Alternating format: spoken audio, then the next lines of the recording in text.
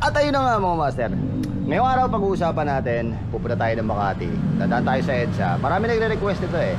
Pag-usapan daw natin yung tinatawag na bike lane na tatanggalin sa EDSA. Bibigay tayo ng panukala, opinion at reaction, at hihingi tayo kung sakali ng mga reaction sa mga taong mga kakasama natin doon sa daan. So alamin natin kung ano yung opinion nila. Alright, tara, ako po si Papa Jack at ato ka sa Bike Talk with Papa Jack. Kung gusto mo tong topic natin, diba? Follow ka na sa akin sa IG, tsaka sa TikTok, tsaka sa YouTube channel at ating FB page. Alright, tara.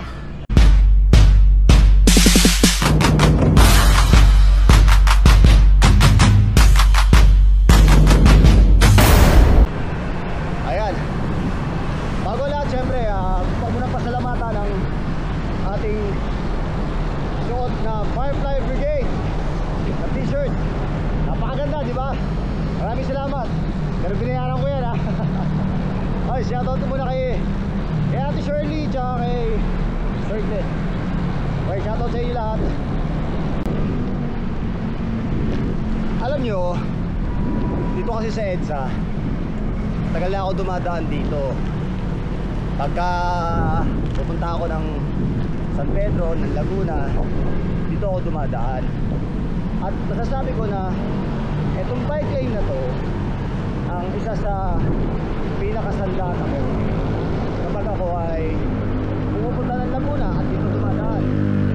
Bakit? Kasi ito yung nagsisilbing pananggalang ko para sa mga motorista, motor, kotse, o kahit ano pa man. Kasi kahit pa paano, ilag sila na dumaan dito kasi bike lane. Ilag sila dati, ha. Ilag pa sila dati yan. So ngayon tatanggalin nila to. Yung mga idea mo na safe ka sa EDSA, wala, diba? May isang leader ng isang gobyerno, hindi ko alam kung LTO, DOTR, MMDA, ang nagpapanukala at nag-iisip na tatanggalin daw ang bike lane para isi-shared lane. Tatanggalin o isi-shared lane.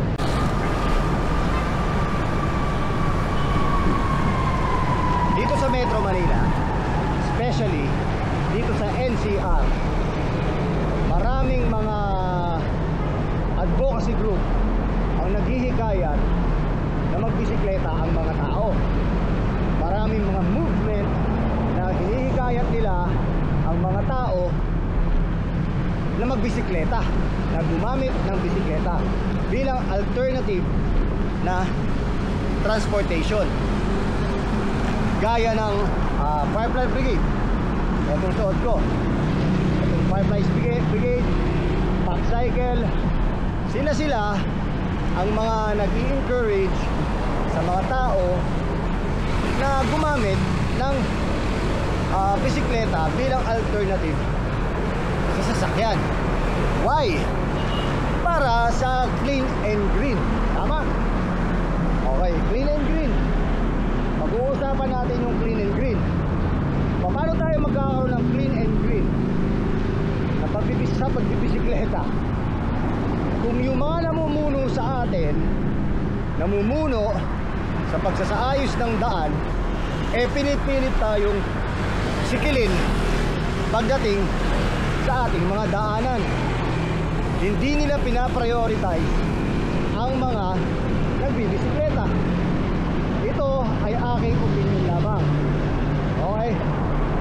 Kung kayo po ang lumagay sa kalagayan ng ating mga kaibigan na mga nagbabike to work at mga siklista na maraming natulungan dahil sa pagbibisikleta sa kanilang kalusugan, sana po maisip nyo yung aming sitwasyon pagdating sa daan.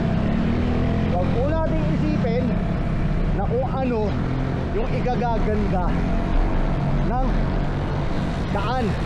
Isipin po natin kung ano yung makakapag-safety para sa aming mga siklista. Bigyan nyo po kami ng sariling daan, bigyan nyo po kami ng safe na daan, wala na po kaming hihilingin. Kahit saan po yan, kahit po saang daan, kahit po anong kalsada pa yan, basta meron kaming safe na dadaanan, ayos na po sa amin yun. Kuya, may tatanong ako sa'yo. Kuya, gaano ka safe dito sa EDSA ngayon pagka nasa bike lane ka? Hindi, medyo ramdam na yung safe kayo kasi takot na rin yung mga motor. Takot na rin yung mga motor. So palagi ka dumadaan dito? Araw-araw, sir. Araw-araw ka? Bike to work ka? Bike to work. Talaga, anong benefit sa'yo na merong NCAP na yun? Sir, maganda sa safety yun. Talagang hindi na tayo naibisa sa ibig sa traffic ng mga stoplight. Pero pag yung extra talaga, dito, wala naman. Talaga?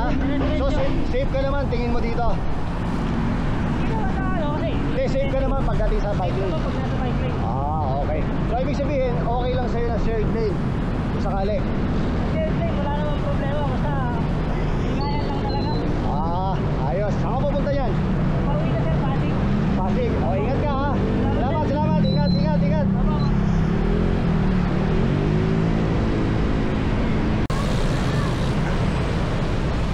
Yan ang hirap eh. Liligo muna bago tumingin. Isa nga, hindi na tumitingin. Liligo na kagad. Kaya ba?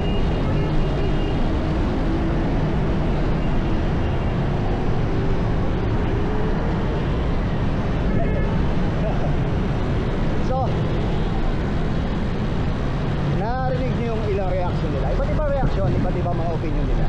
May iba nagsasabi na hindi daw. May iba nagsasabi na okay lang yung shared lane. Pero, entonces, may mga pagkakataon kasi na pwede naman shared lane. Yes, pwede naman. As long as meron tayong assurance na kapag tayo ay nadisgrasya, tayo mga siklista, dito sa EDSA, ang mananagot yung mismong motorista. Bakit? Kasi sila yung motor, sila yung may makina, tayo yung wala tayong makina. Okay? Imposible na gumawa tayo ng kaistupiduhan dito sa loob ng bike lane. At especially pag dito tayo sa EDSA dumaan. Diba? Ngayon, tatanungin naman natin yung mga motorista. Tanungin natin yung mga motorista. Kuya, pabor ka bang gawing shared lane to? Pabor ka? Kasi mas okay na. Okay. Dahil ka bumibiyahe dito. Ayos. Ingat ka. Ikaw kuya, pabor ka bang gawing shared lane to? Yung walang huli-huli. Talaga no? Para mabilis no? Sige. Sige ka kuya ha. Ito pa rin sa mga siklista. Salamat. Thank you master. Kita mo naman. Yung isang yung comment, respeto daw sa mga siklista. Respeto pa rin. Maganda yun attitude nila yun.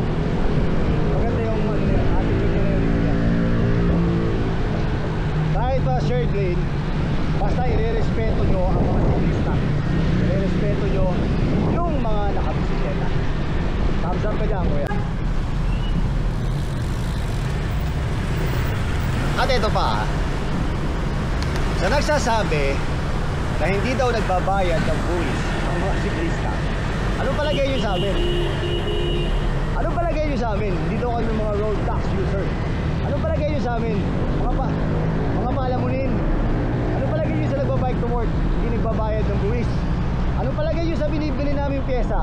Walang VAT, walang tax. Doon din naman napupunta yun eh. So meaning, nagbabayad kami ng buwis.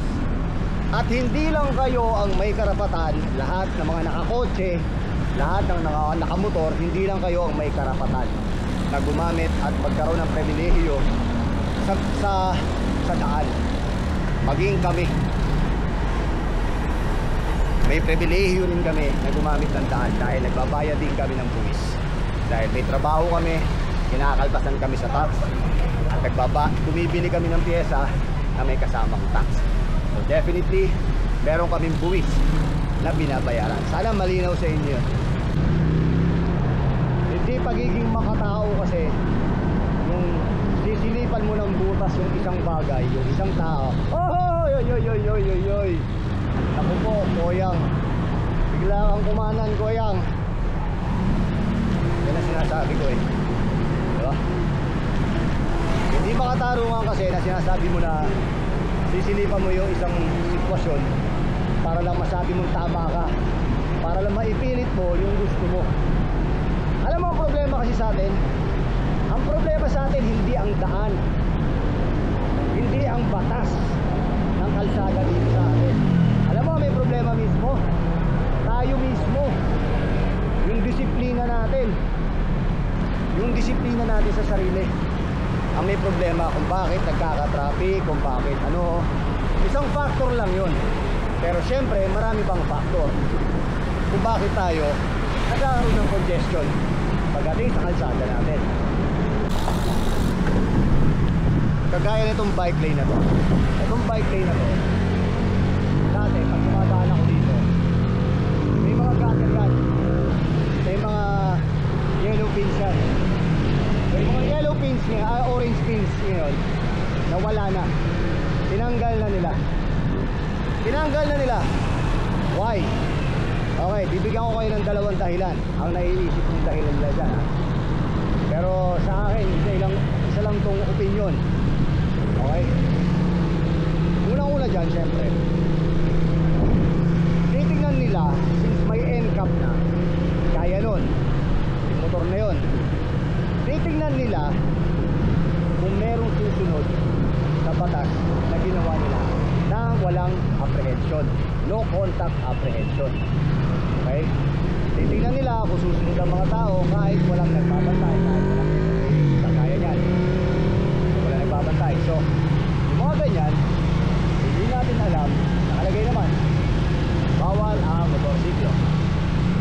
Okay? So may mga tao pa rin syempre na hindi susunod, pero nasa sa kanila na yun. Kung gusto nilang mahuli at mapadala ng letter, nasa sa kanila na yan. At pangalawa, kaya nila tinanggal yan para at least magkaroon ng kahit paano lumuwag ng konti at hindi na iwasan. Sila na ang bahala kung magpapahuli sila sa NCAP or hindi. Alam nyo, napakasarap dito sa EDSA. Napakasarap, napaka-safe sa EDSA kung may barrier. Napaka-safe, sobrang safe. Gaya ng pakiramdam ko kapag bumibiyahe ako ng Commonwealth. Ganon siya kasi. So isipin nyo yun, bibisikleta ka kung saan dito sa NCR, pero safe ka. Ang pangit lang talaga doon sa may Kamuning, sa may Kamyas, sa Quezon City. Napakapangit ng kalsada doon na wala man lang bike lane. Partida yung lugar ng Kamyas na yan, eh napakaraming bike shop dyan, pero wala silang bike lane. Diba? Etong Pipeline Brigade na to, lagi sa Quezon City to. Lagi sila sa Quezon City nag-event para hikayatin ang mga tao kung gaano kaganda ang pagbibisikleta. Pero sa Quezon City, sa Kamyas, sa Kamuning, wala kang makita na bike lane. Walang bike lane na masasabi mong safe ka sa Kamyas at sa Kamuning. Umuulan na. So ngayon, gagamitin na natin ang ating binili sa Lagalag. Oy, salamat nga pala Lagalag. Thank you Lagalag. Thank you Lagalag. Salamat Lagalag para sa ating raincoat. Pero itong raincoat na to, binili ko to hindi to pinadala ng Lagalag. Binigyan lang tayo ng discount. Tago natin yung head bag natin.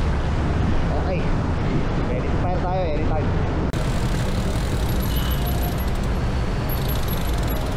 Ayun na, tumulan na nga nasabi ko buti na lang meron tayong laging baon na Lagalag. Ito yung ginamit natin nung nagkala tayo, nung nag-Bicol tayo. Napanood yun guys, Bicol natin. Hindi pa talaga mapapanood yun kasi hindi ko pa naka-upload.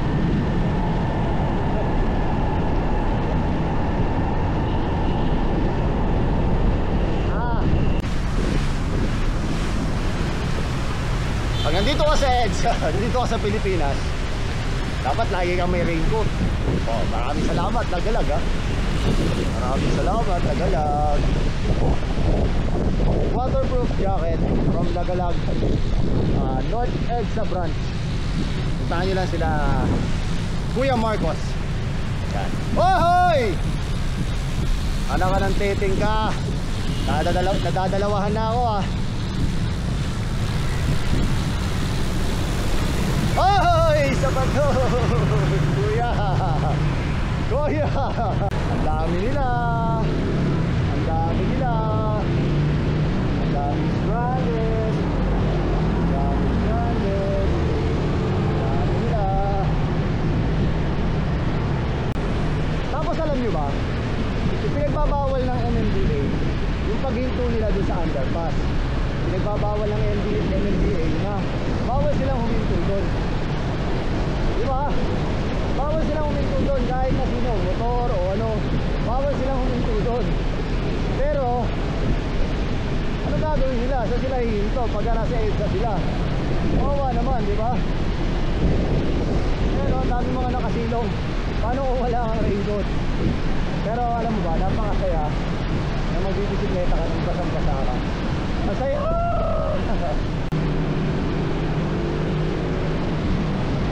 Ano ito pa isa sa problema? Iniisip nila na kapag natanggal na nila yung bike lane, magkakaroon sila ng mas malapad na daan para sa mga pribado dito sa NCR. Pero hindi nila nakikita yung kabutihan para sa mga siklista ang pagdaan sa EDSA. Dahil ang EDSA ang pinakamabilis na way para makapunta ka north to south. Iniisip lang nila para sa mga pribado kasi mas marami daw yung sasakyan, mas marami daw yung ano, malaglag yung belt pag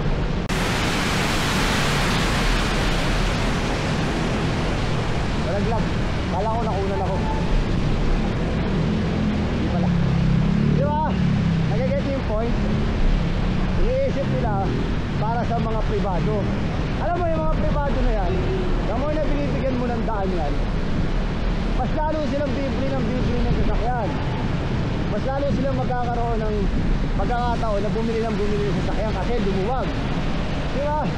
Yung mga mayayaman na ang sasakyan tatlo, pang coding, isa pamalengke, isa pang trabaho, isa, alam mo yun, yung pang coding, yung mga ganyan, kaya hindi sila matatakot, hindi sila mangingimi na bumili pa ng sasakyan kasi maluwag. Tayo mga siklista, although ako may motor naman ako, nagkotse naman ako, pero hindi ko na iisip yung makidagdag pa sa gulo na ginagawa nila. Ito mga ganito kaya, na-end up din kaya ito, yung mga Philippine Red Cross na ganito, kasi nakaharang sa bike lane. Hindi, joke lang. Kasi diba, sabi nila walang sinisino ang batas. Di bakit nila tikitan yun? Huwag lang yung motorista, huwag lang yung nagmumotor, huwag lang yung kotse. Dapat pati yung gobyerno. Pagka-NCAP ka, wala nag-check yung kurente. So nandito na tayo sa Guadalupe. Pag-ahon natin ang Guadalupe, diretso na tayo ng Pakanan papuntang Ayala Avenue. Yun yung trabaho natin. Pero ang problema natin, basang-basa yung road ko. Although tuyo naman yung ibabaw ko. Kaya malalaman natin, bahala ng si Batman.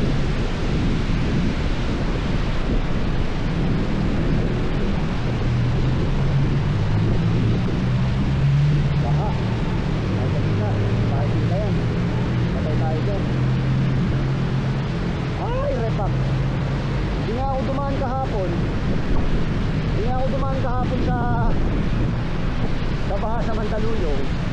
Napadaan naman ako sa EDSA.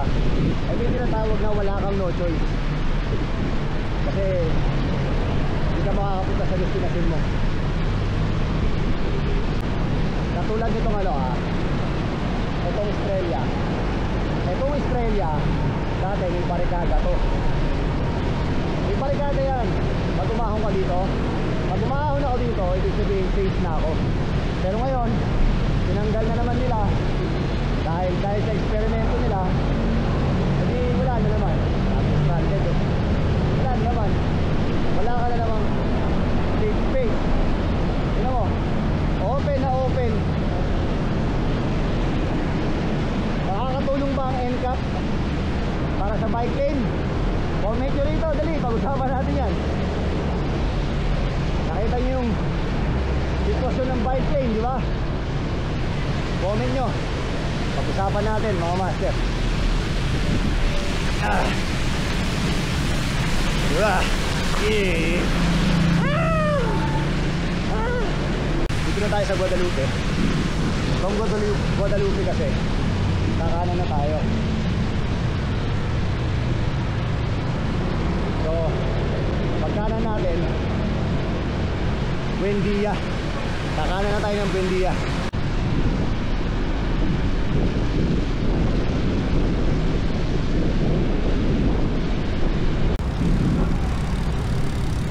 Alright, nandito na tayo sa Buendia mga mother. Maraming salamat sa pagsama sa akin ha. Diretso lang natin ito tapos ayalan tayo. So, pero bago tayo magtapos, maraming salamat muna sa Roosevelt Bicycle Center para sa ating bisikleta na si Labici Servati. Available yan sa kanila Labici Servati sa Roosevelt Bicycle Center. Alam ko, hindi ako nagkakamali, 7,500 lang siya. Okay, tapos magagawa mo na lahat ng gusto mong gawin sa bisikleta nyo. Lahat, kahit anong setup. Okay, at maraming salamat sa Calico Toys. Maraming salamat sa Lagalag sa pagbibigay sa akin ng discount sa jacket na ito. Hindi ako nabasa. Maraming salamat sa Rock and Roll. Maraming salamat sa Stingray Therapeutic Spray. At maraming salamat sa Pack Gear Philippines, Pack Gear Outdoor. Maraming salamat. At sa Sakit nga pala, maraming salamat sa pouch na binigay niya. Okay, so paano? Hanggang dito lang muna po tayo. Buti tumigil na yung ulan. Medyo muntik na akong mabasa sa shorts.